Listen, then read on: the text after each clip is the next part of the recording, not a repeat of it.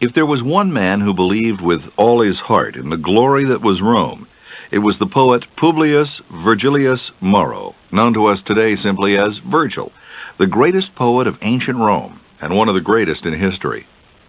Virgil was born in the early years of the Roman Empire on October 15, 70 BC. At the time of his adulthood, Rome was ruled by the Emperor Augustus, a man who restored peace and worked to rebuild Italy after its civil war between Caesar and Pompey.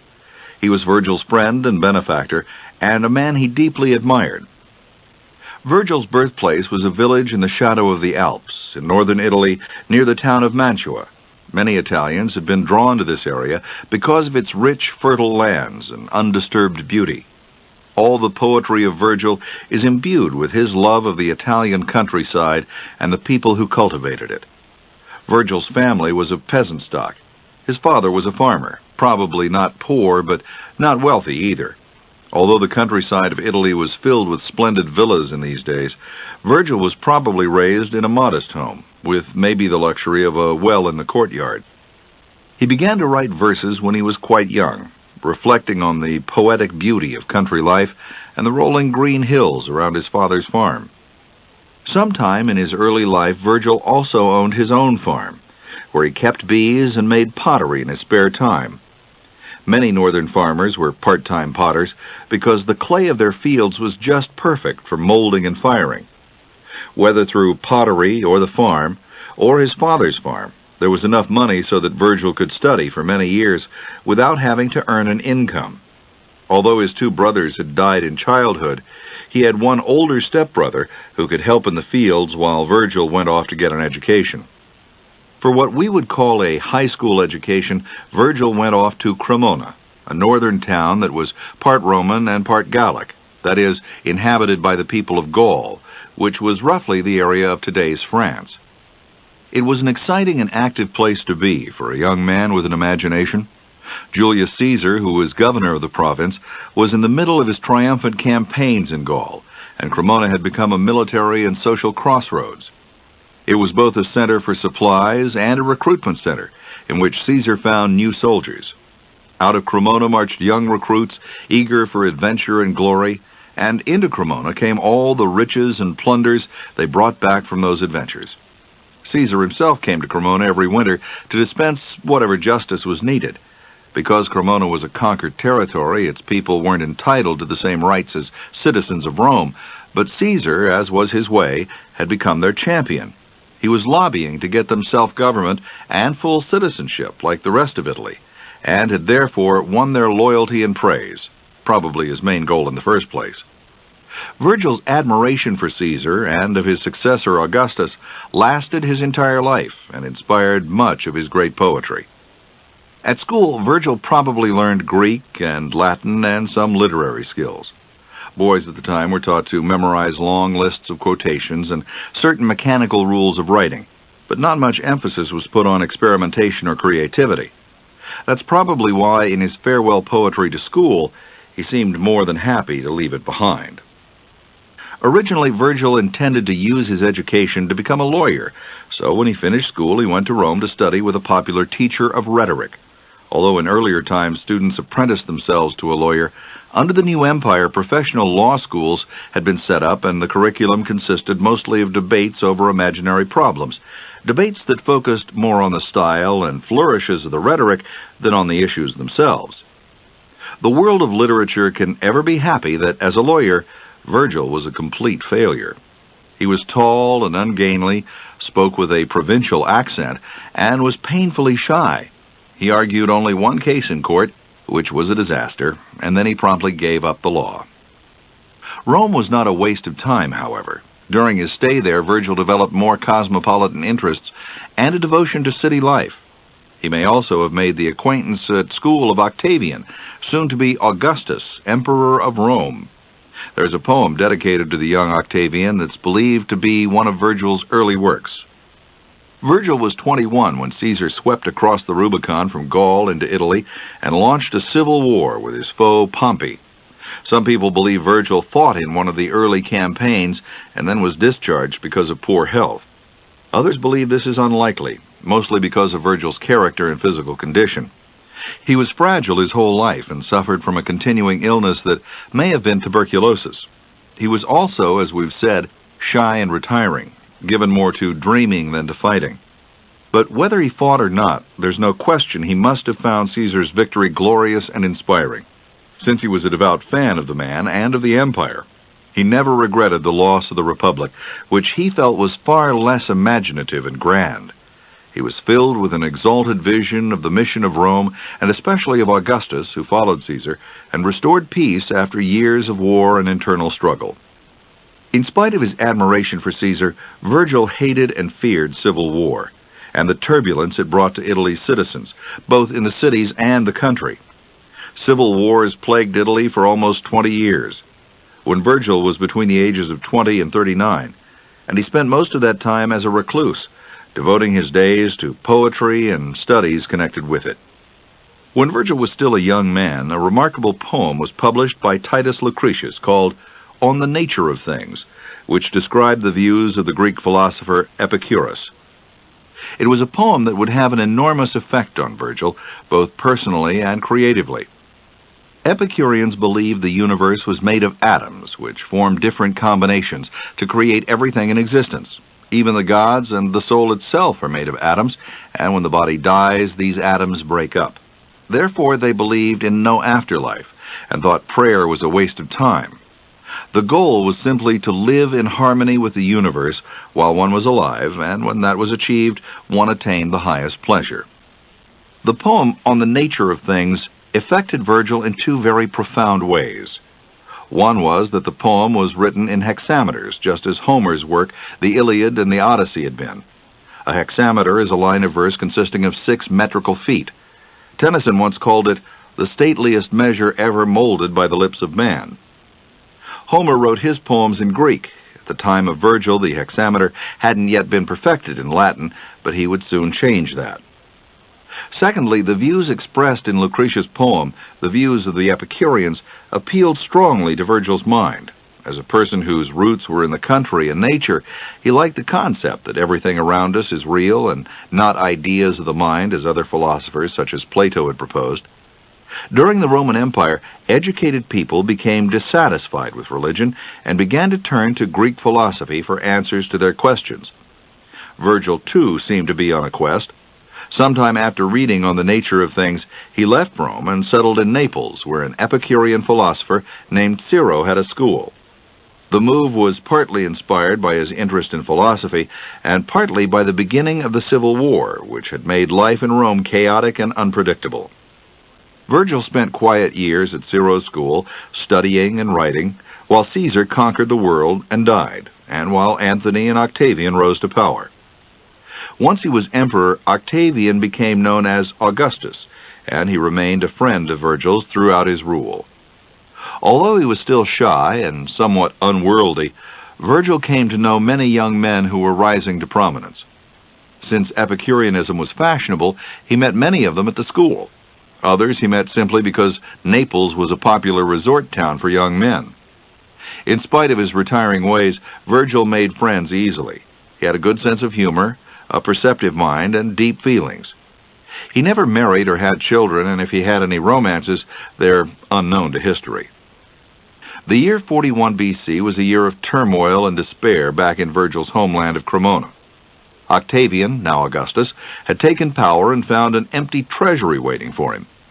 This meant he couldn't buy the lands he wanted to settle his veterans on. As a solution, his soldiers simply seized whole districts in Gaul, including the one where Virgil's father lived. His father, who was almost completely blind by then, was suddenly homeless. Virgil returned home to try and help, ended up in an argument with a soldier, and fled for his life by swimming down a river. Fortunately, he'd made enough important friends by then that he was able to use their influence to restore the family farm. But the misery of the people in the countryside remained on his mind, and soon surfaced in his writing. Virgil was 38 when Augustus won the final battle of the Civil War against the forces of Antony and Cleopatra. From that time on, beginning in 31 B.C., it was the period known as the Augustan Age.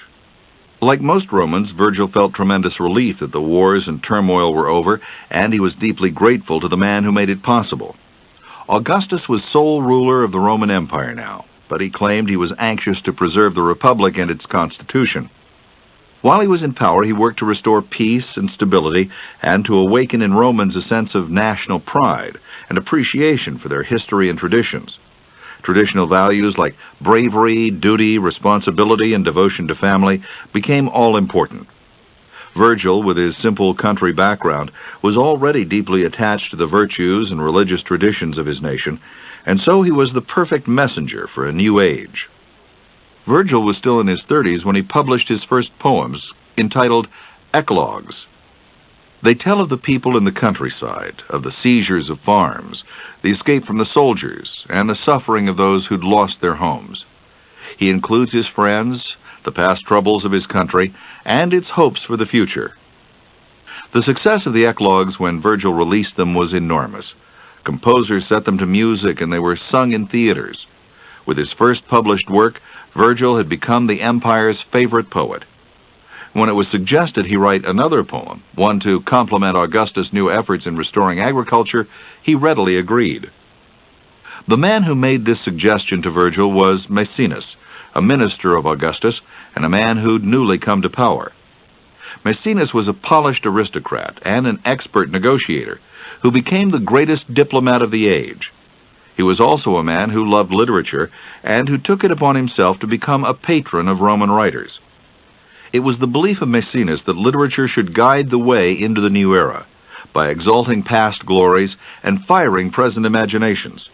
With his encouragement, Virgil went to work on a poem about farming, a work called Georgics. Virgil was a slow writer and a perfectionist. It took him 7 years to complete the Georgics, which consisted of 4 lengthy poems. During that time, his friendship with Maecenas became stronger and closer.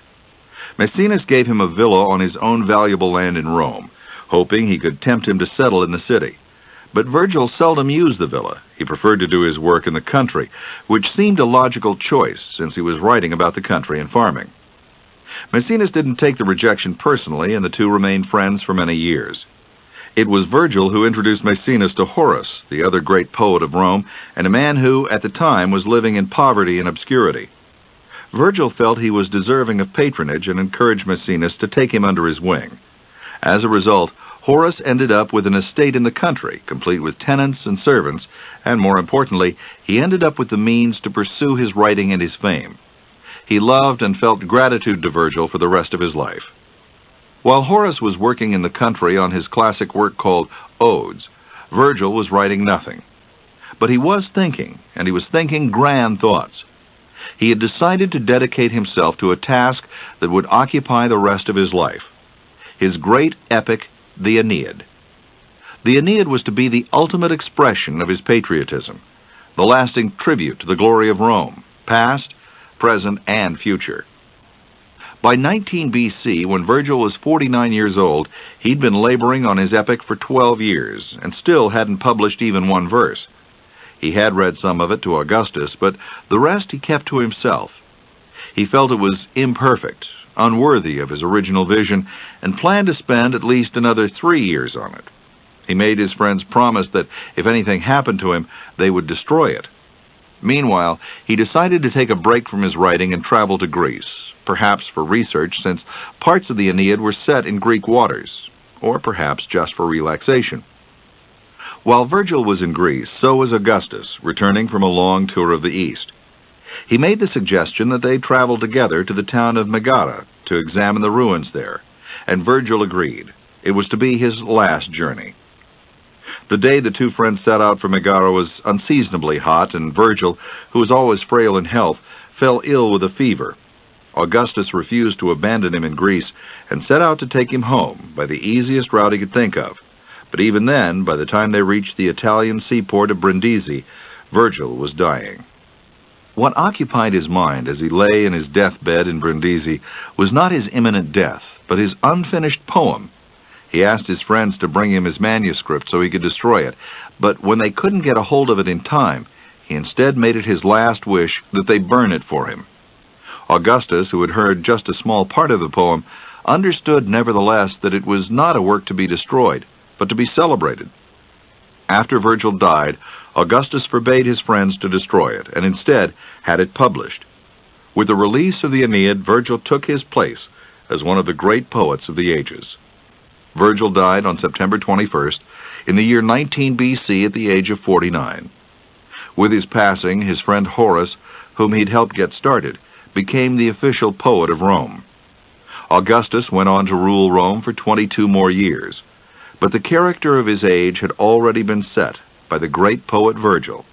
Literature, as the minister Maecenas had predicted, had led the way. That Virgil's writing survived up until today is largely the credit of the Christian monks of the Middle Ages. Their monasteries were retreats in which scholars could study and write, even amid the turmoil of the times. It was a constant occupation of the monks to copy, by hand, all the books and manuscripts they considered worthy. Although their work was often careless, they saved literature during a period when the destruction of libraries and the indifference to books made it necessary to make new copies. Almost all books by the Romans disappeared during this period, but now and then a monk would copy the speeches of Cicero or the poems of Horace and Virgil. It was in this way that the works of Virgil, which would have been lost forever, have been passed down to us today. Virgil came into his poetic genius gradually. The first of his works we know of are the Eclogues, written around 40 BC, when he was about 30, and had just returned from helping his father reclaim his farm after it had been seized by the soldiers of the Civil War. The poems consist of songs sung by imaginary shepherds. They tell of the life of the farmers of Virgil's country, of rural superstitions and customs, and of important events occurring at the time, including the seizure of property and the despair of the landowners. The poems are an eloquent depiction of quiet pastoral life, which is interrupted by the external forces of politics and the people's weariness with war and strife. In form, Virgil imitated a traditional Greek pattern, but in tone and atmosphere, the poems are completely Italian. He arranged the 10 poems to fit the book as a whole, a new development in poetry. One of the Eclogues is particularly famous because it became popular in Christian times. In exalted language, the 4th poem prophesies that a child will be born who will banish sin, restore peace, and lead the world into a golden age. After Constantine made Rome into a Christian empire, Romans took this verse to mean Virgil had foreseen the birth of Christ. Later, in the Middle Ages, this became an even more popular view, and Virgil was heralded as a prophet of the Messiah. Some even thought he'd been a magician. Today, most scholars think it's highly unlikely he was referring to Christ. They believe instead that Virgil was talking about the child the Emperor Octavian was expecting, or the child his sister Octavia was expecting. Others think he was simply expressing the symbolic hope for a savior and peace, a hope people in Italy shared as much as people in Palestine. But because the verse could be interpreted as the coming of the Messiah, Virgil was considered acceptable reading by Christians in the Middle Ages, who made special effort to copy his works and thus preserve them for posterity. The Eclogues was followed with the volume called Georgics, written around 30 BC when Virgil was 40 years old. The Georgics was once described by the 17th century English writer John Dryden as the best poem of the best poet. It consists of 4 long and beautiful poems about farming, written at the encouragement of Augustus' minister, Maecenas, and dedicated to him at the beginning of each book. The goal of the poem is established in the opening lines: what to plant and when, the cultivation of trees, especially the vine, the breeding of livestock, and the art of beekeeping. The last poem about beekeeping is the most famous. At first it sounds like a very practical how-to farming book, but the poems are far more than that. As the Roman statesman Seneca commented, it was written not to instruct farmers, but to delight readers. Although Virgil portrays farming as practical, demanding work, he also portrays it as more than a trade, but a manner of life. He explores the farmer's relationship to nature and fills the countryside with all the minor gods that the farmers knew so intimately. The books on animals, which on the surface appear to be advice on raising and breeding, are really not about animals, but about the strengths and weaknesses of humans, and their sufferings in love, war, and illness as depicted through animals. He weaves all this together so beautifully that the poems have often been compared to a musical composition. The pure love of the land that shines through in the Georgics has seldom been matched in literature. Italy rises as, in his words, the Saturnian land, the fertile and beautiful land the god Saturnus ruled over in the Golden Age. There is a continuing blend of the somber and the joyous in the poems, with the bees often representing the joyous. The horror of the plague, for instance, is relieved by the picture of the light and merry bees buzzing about their work. The world of the beehive is a model for the life of a human city under its ruler. The next great work of Virgil is the one that took its place among the classics of literature, the epic poem, the Aeneid, which is a hymn to the glory of Rome. There are 12 books in the poem. It possibly would have been even longer had Virgil lived to complete his edits. In the Aeneid, Virgil delves deep into the legendary past of Rome and traces the ancestry of Caesar back to Aeneas, the hero of Troy, who was said to be the child of a goddess. It is Aeneas that gives the poem its title, Aeneid. Aeneas is a model of the Roman virtues, devotion to family, loyalty to the state, and obedience to the gods.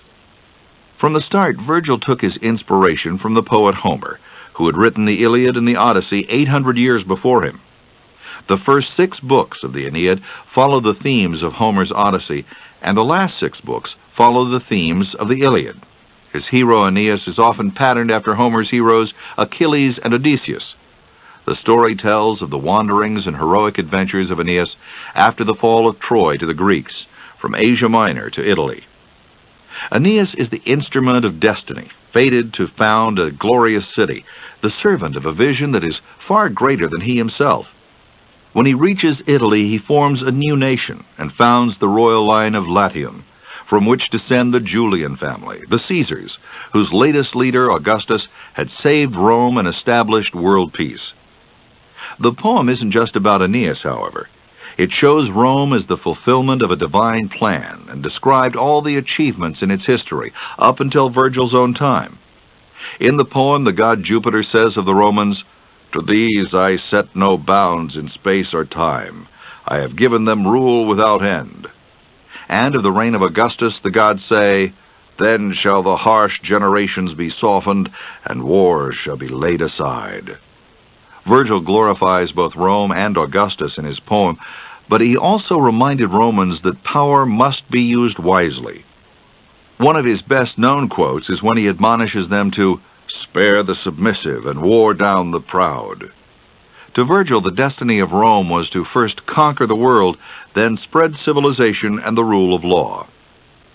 Virgil poured into his masterpiece all his love of Italy and Rome, of nature and of humanity. Here, in one of the most famous passages of the Aeneid, is his eloquent view of Roman destiny. "Let others better mold the running mass of metals, and inform the breathing brass, and soften into flesh a marble face. Plead better at the bar, describe the skies, and when the stars descend and when they rise. But Rome, 'tis thine alone with awful sway to rule mankind and make the world obey.